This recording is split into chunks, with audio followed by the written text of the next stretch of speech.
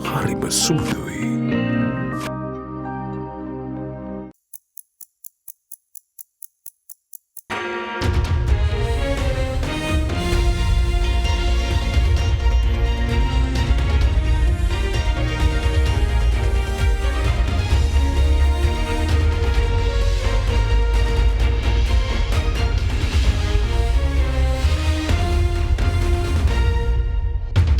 Tonight on First at 9 this Thursday, the 21st of September 2023.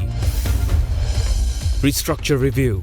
President Ranil Wickremesinghe calls for a comprehensive plan to address financial difficulties faced by middle-income countries including Sri Lanka. Trade liberalisation. Malaysia to support Sri Lanka in joining the RCEP. Inflation down. NCPI-based inflation reduces to 2.1% in August. Parliament drama. Parliament heats up on the topic of the Easter Sunday attack debate. Opposition calls for international investigation while government warns of more attacks. ඔබේ විශ්වාසය දෙනු සෙන්සුරයින් දැන් ළඟමැති ෆාමසියෙන් ලබාගත හැක. This is AdaDerana First at 9. Live from Studio 24 in Colombo. Good evening and a warm welcome to today's edition of your English news on AdaDerana First at 9. I'm Jonathan Benedict. Let's go right into our top story. President Ranil Wickremesinghe, in a paradigm-shifting address, stressed the need for a comprehensive plan to address financial difficulties faced by middle-income countries such as Sri Lanka. Speaking at the high-level dialogue on financing for development at the 78th UNGA summit, President Ranil Wickremesinghe underscored the need to provide concrete relief for low-income countries by considering debt write-offs. Further, President Wickremesinghe drew attention to the two proposals which he said were worth taking into consideration. The World Bank's suggestion to ease out subsidies on fertilizer and fuel, which could free up funds for other priorities, and the World Trade Organization's proposal on trade finance to support export expansion. During the 78th session of the United Nations General Assembly in the US, President Ranil Wickremesinghe emphasized the critical issues faced by middle-income countries in times of financial distress. He went on to draw attention to the challenges faced by these countries due to the lack of a common framework and procedure. Taking Sri Lanka as an example, President Wickremesinghe explained how the declaration of bankruptcy had brought all external financial dealings to a standstill, potentially leading to a major political crisis. Excellency Ranil Wickremesinghe to deliver a keynote address. The fate of the middle-income countries, because there is no common framework, there is no procedure for the middle-income countries. I will give an example of Sri Lanka. When bankruptcy was declared, all external financial dealings came to a halt. We are heading for a major political crisis again. But thanks to the fact that Sri Lanka had to apply for regraduation and was able to obtain it in a short time, and the gift of fertilizer from the US government, we were able to prevent another political crisis taking place. Therefore, I would first highlight on the need for a plan for the middle-income countries in financial difficulty. Secondly, while discussing all the proposals that have been put forward, we must also look at what is available in the global economy. This year, the projected global GDP is 105 trillion US dollars. Of this, 91 trillion US dollars is the public debt. So we are working on these assumptions. We have to use what is available to begin with. Currently, $100 billion is available as a part of the IMF Resilience and Sustainability Trust. In the interim, let us utilize this fund. The first step is to get the IMF Resilience Fund to start functioning. Then the Secretary General's SDG stimulus calls for $500 billion to be made available annually to developing countries, as well as converting short-term lending into long-term debt at lower interest rates. This still has to be realized. So we must now focus on making a success of the programs, of the proposal put forward by the Secretary General. I will also say, while this is available, there are two other proposals that were made here. One is the World Bank proposal to ease out subsidies on fertilizer and fuel. I think this is a proposal worthwhile considering if the money saved can be redirected to other areas. Secondly is the WTO proposals on trade finance. Yes, that's needed. We have to ensure that there is money available for expansion of our export. Then, while we go into these issues, which will take time, you can't rush into it.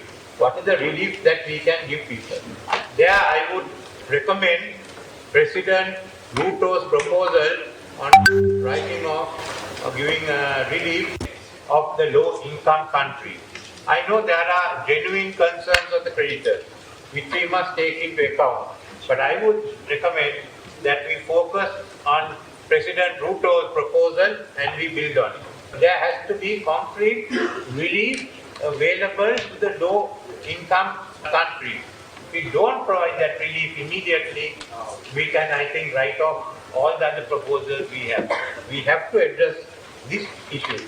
So I will not take any more of your time, but to bring to your notice that in UN on this issue, we have achieved solidarity in words. Madam, when will we achieve solidarity in action? The general debate of the 78th session of the United Nations General Assembly began at 6:30 p.m. Sri Lanka time today.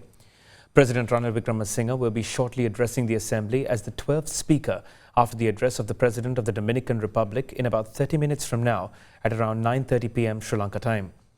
Addressing the Climate Ambition Summit, President Ranil Wickremesinghe on the sidelines stated that Sri Lanka's Climate Prosperity Plan, which was launched at COP27, is also a part of the country's economic restructuring, launched as a result of the crisis last year. Meanwhile, Malaysian Prime Minister Anwar Ibrahim has pledged the support of his country to the Sri Lankan head of state to make an effort to ensure Sri Lanka's membership in the Regional Comprehensive Economic Partnership, or RCEP. On the sidelines of the United Nations General Assembly in New York, President Ranil Wickremesinghe addressed the Climate Ambition Summit. Experts have predicted that by 2050, Sri Lanka will lose 1.5% of our GDP due to climate-related issues. Therefore, Sri Lanka's Climate Ambition Plan has adopted a dual approach. At COP27, I launched Sri Lanka's Climate Prosperity Plan as the nation's strategy for green growth based on renewable energy generations with the local advantages of wind power and solar energy. It's also a part of our economic restructuring, which is consequent to the 2022 financial crisis, because our long-term economic revival is based on Sri Lanka becoming a green economy. The second is that Sri Lanka is supporting the establishment of a climate justice forum aimed at fostering international collaboration to address climate-related challenges such as loss and damage, adaptation and mitigation. During his visit to New York, President Ranil Wickremesinghe met with the Malaysian Prime Minister Anwar Ibrahim.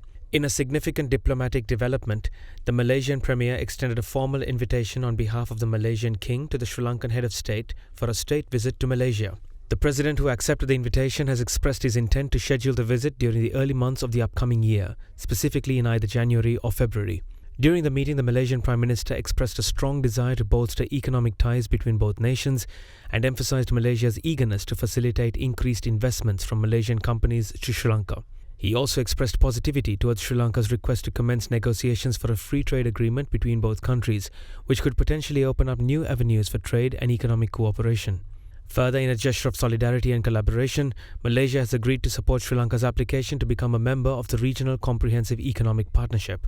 According to the President's Media Division, the Malaysian Foreign Minister is scheduled to attend the Indian Ocean Rim Association meeting in Colombo next month, underscoring Malaysia's commitment to regional cooperation and engagement. Concurrently, President Ranil Wickremesinghe discussed vital economic matters during a meeting with the Managing Director of the International Monetary Fund, Kristalina Georgieva. Georgieva and President Wickremesinghe delved into the ongoing financial sector reforms and the substantial progress made in debt restructuring initiatives. According to the President's Media Division, the IMF Managing Director commended the Sri Lankan government for its effective measures in curbing inflation and nurturing a conducive environment for business growth, as well as a flourishing tourism industry. She expressed her satisfaction with the government's commitment to enhancing the overall economic landscape. Meanwhile, President Ranil Wickremesinghe also held discussions with Secretary-General of the Commonwealth, Baroness Patricia Scotland. The discussions between President Wickremesinghe and Secretary-General Scotland revolved around crucial aspects of the ongoing cooperation between Sri Lanka and the Commonwealth Secretariat. They also delved into the implementation of decisions made by leaders during the Commonwealth Heads of Government meeting held last year in Rwanda. A key focal point of the exchange was the pressing issues of climate change and the challenges associated with climate financing, especially for developing nations. This discussion gains particular significance in the context of the upcoming COP28 related to climate change. President Wickremesinghe expressed his commitment to taking a lead role in aligning the efforts of the Commonwealth member states in formulating a unified stance on these crucial matters. Further, Secretary-General Scotland briefed President Wickremesinghe on the progress of the Marlborough House Dialogue, an initiative aimed at engaging with the diaspora community. This dialogue seeks to foster connections and collaboration with Sri Lanka's global diaspora for mutual benefit. Sri Lankan officials revealed that certain state-owned enterprises have not been maintaining accounts for the past 5 to 7 years, adding that each enterprise under review must be taken as individual cases in order to provide customized solutions for the divesting process. Addressing management changes and the changes in payment schemes, member of the State-Owned Enterprises Restructuring Unit, Mangala Yapa, said that looking at the financial status of the enterprise, a payment scheme will be introduced under new management. Speaking to Indivari Amawatta during our current affairs program at Hyde Park on AdaDerana 24, officials on the forefront of the restructuring process discussed the way forward for Sri Lanka through the divestment of state-owned enterprises. Questions can be and concerns can be raised by the general public who have funded these state-owned enterprises over the years. It's the people's tax money that is funding these SOEs. So, and with the restructuring effort, private entities, investors will come in to fund them, yes, and make them profit-making entities, but eventually all the rewards to the private sector. There are many questions that if you take the entire set of cohort of state-owned enterprises, you can't just use a broad brush and look at them. There are different. Each entity is unique. Maybe certain similarities are there in some. Some are in commercial kind of in a situation. Some are in purely services situation. So we are looking at them holistically, differently, and finding the best possible way that it can be restructured or reformed without creating a burden to the government and the public. So it is finding an optimum solution. Upon retirement schemes that are available for the state sector, how will that be facilitated under a new management? So all these aspects will have to be taken into account. Each entity has different approaches. Most of them are, I think, paying EPF, ETF, that kind of arrangement. Some there are other mechanisms. Some entities have not prepared annual accounts for the last 5 to 7 years. So honestly, we don't know what is the financial status of this. In that case, how does it work when they want to list on the Colombo Stock Exchange? You can't list an entity that doesn't have audited accounts for 7 years in Indivari. You will have to audit those accounts and bring. But there are certain exceptions from an ongoing reporting basis. So that you can comply. So that's really the criteria. I don't think we are waving off the rule and saying you don't have to have financial. We at the Colombo Stock Exchange always believe that there should be a very transparent process and a platform that will allow this listing to happen, but also make it attractive for potential investors then to acquire these businesses. And we felt that if you do it in a framework of a listed entity, that would actually attract more investors in, potential investors in, and could really be the catalyst to get this going. So that's where the Colombo Stock Exchange, along with the Securities and Exchange Commission, jointly came up with the idea of having a separate board. Given the current criteria of the listing rules, that it may be tough for some of our SOEs to conform to them from day one. And that's why we felt that if we have a separate board, that these entities could get listed, and there could be a gradual process where they start conforming to the regular rules and use this as a platform to potentially then migrate into the other boards thereafter. Actually, if you look back, I mean, we did have a period where, I mean, we had something like within a period of 13 years from 1989 to 2002, there were something like 84 SOEs that were actually privatized. So this is something that I think a lot of people have forgotten about, but that was a period where actually 2 successive governments led by 2 different political parties still pursued that agenda. But of course, since then, I think we have had this long period where very little action took place on the reform front. So it's very happy to see, though it has been triggered by the crisis to a fair extent, that something is now happening on the ground. The National Consumer Price Index-based headline inflation in Sri Lanka eased further in August to 2.1% from 4.6% recorded the previous month. The Department of Census and Statistics said that the year-on-year inflation of the food group dropped to minus 5.4% in August, while year-on-year inflation in the non-food group reduced to 9%. The rate of inflation as measured by the National Consumer Price Index on a year-on-year basis reduced to 2.1% in August this year from 4.6% recorded in May.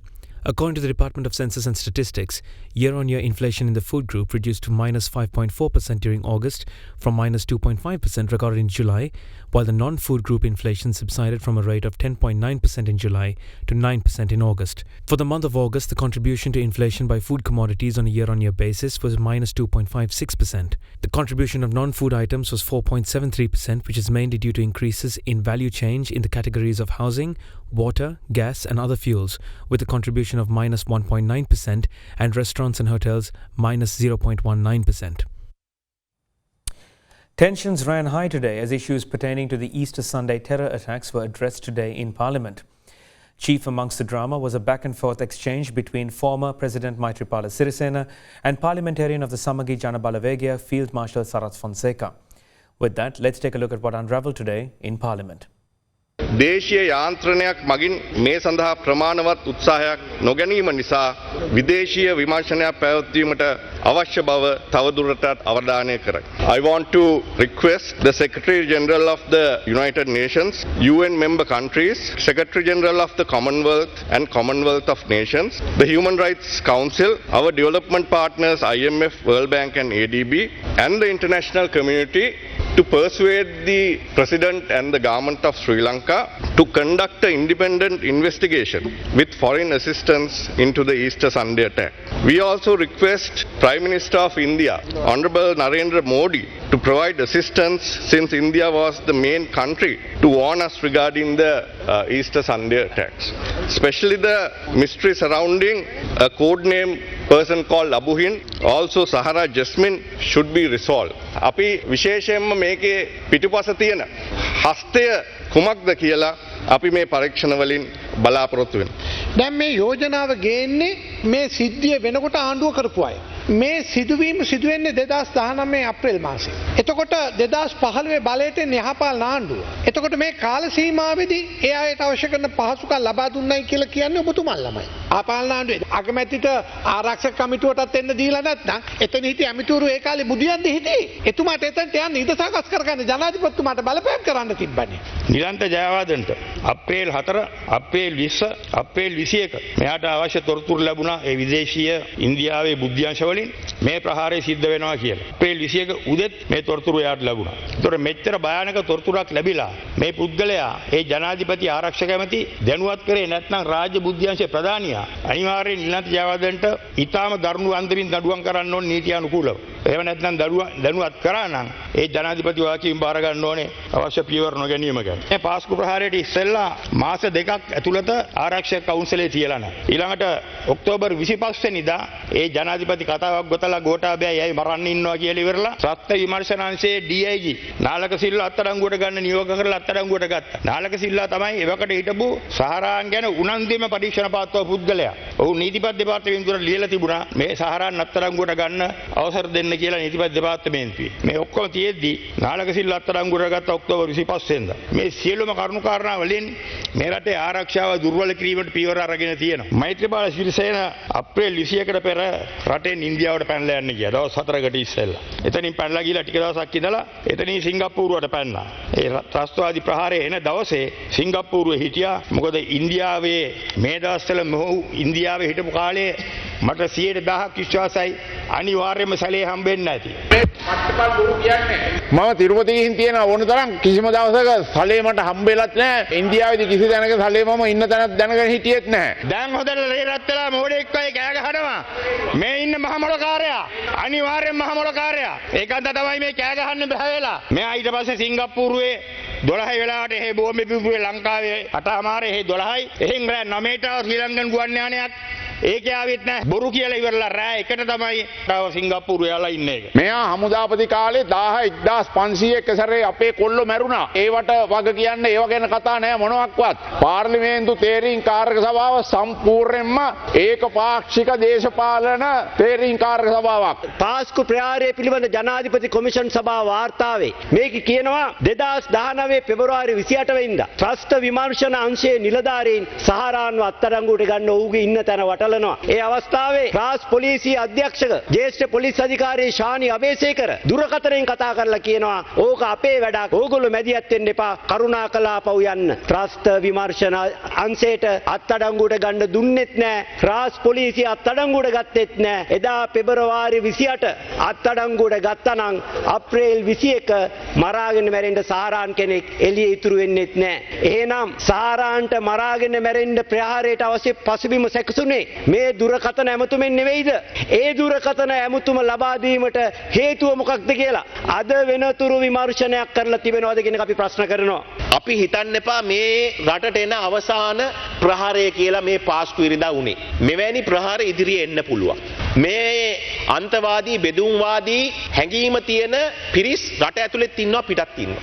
මේ අයව අල්ලගන්න මේ අයව හොයාගන්න අපිට සිද්ධ වෙනවා. ඒක නිසා අපේ බුද්ධියංශ දිවාරය නොබලා මේ සම්බන්ධයෙන් කටයුතු කරනවා.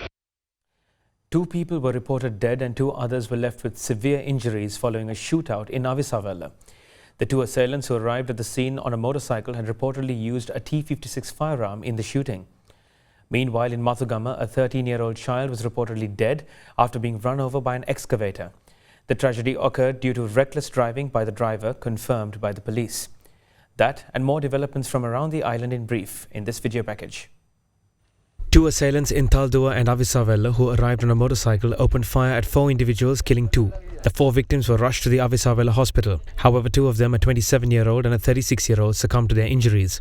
The assailants had reportedly used a T-56 assault rifle in the shooting before immediately fleeing the scene of the crime. Meanwhile, in Colombo, 3 employees of a printing press were hospitalized after being brutally attacked by a group of people last night. The group of individuals had reportedly carried out the attack with the use of sharp clubs and weapons. According to the police, a land dispute with the owner of the printing press had led to the attack. In other news, a 13-year-old student was reported dead in an accident which took place on the Kalutara Mathugama main road near the Ananda Sashtralaya National School. The child was reported dead after being run over by an excavator on the right side of the road. According to the police, the driver's excessive speed and careless driving had been identified as what caused the tragic accident.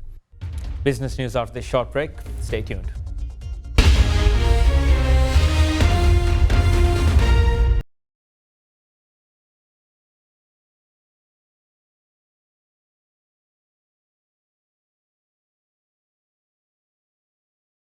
ගොඩමඩ පෙරලි කරන බලපුළුවන්කාරයා මහින්ද්‍රා යුවෝ ඩීමෝ වෙතින්. වැඩම ගොඩයි ගොඩම තමයි ස්වරාජ් tractor ඩීමෝ වෙතින්.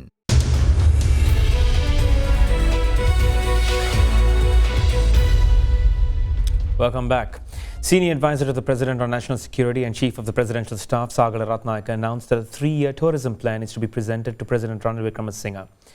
During a meeting held at the Presidential Secretariat, challenges related to infrastructure development in Arugambe and obstacles hindering the growth of the tourism sector were highlighted as part of the discussion.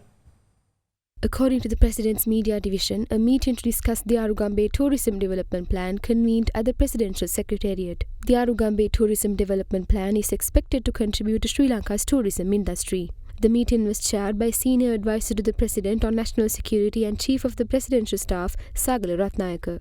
During the discussion, issues identified at the previous meeting led by President Ranil Wickremesinghe and the steps taken to address them were thoroughly examined. Discussions also focused on challenges related to infrastructure development in the area and the obstacles hindering the growth of the tourism sector.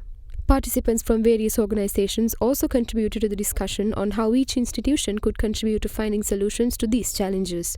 Further, Chief of the Presidential Staff Ratnayaka presented the main tourism plan for Arugambe, which was prepared by the Urban Development Authority. Additionally, a 3-year tourism development plan will be presented to the President for consideration. It was agreed that a follow-up meeting would be held in a month to assess the progress of these initiatives. The Colombo Stock Exchange closed in red today, dragged down by financial stocks. The all-share price index closed down 0.6%, settling at 11,207.98 points. Senkadagala Finance and Melster Corp were the top losers on the index, falling 6.1% and 2.1% respectively. Trading volume on the ASPI rose to 61.4 million shares from 35.3 million shares in the previous session. Meanwhile, the S&P SL20 dropped by 0.56% to settle at 3,154.43 points. Market turnover rose to 1.2 billion rupees from 1.1 billion rupees in the previous session. The capital goods sector was the top contributor to the market turnover, while the utilities sector was the second highest contributor. Foreign investors were net sellers, offloading stocks worth 176.1 billion rupees, while domestic investors were net buyers, purchasing shares worth 1.14 billion rupees.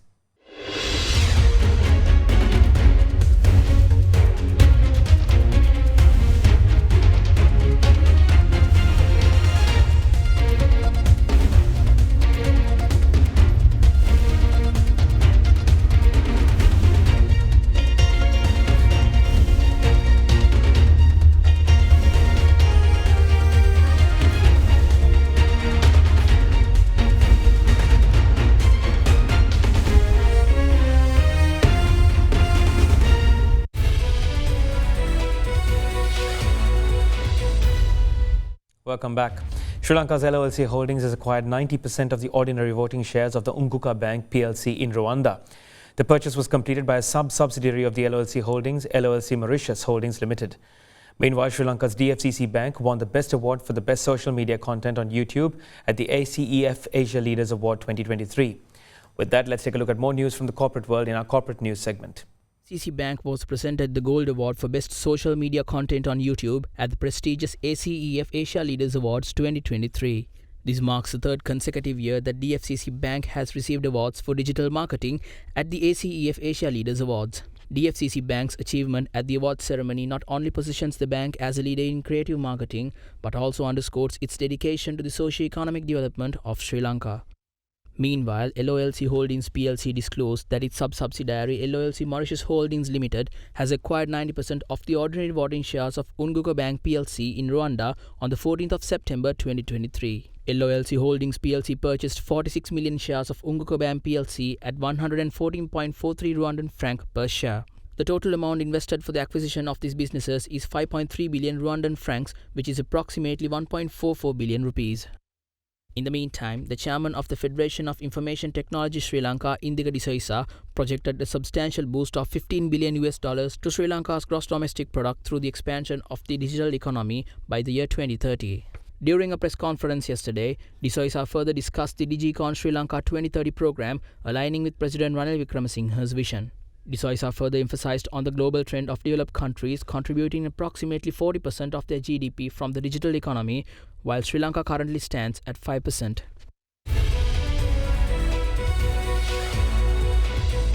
That's all the news I have for you for this evening. Do join us again tomorrow at the same time on Sri Lanka's Premier News channel. For now, this is Jonathan Benedict wishing you a blessed Friday ahead. Good night.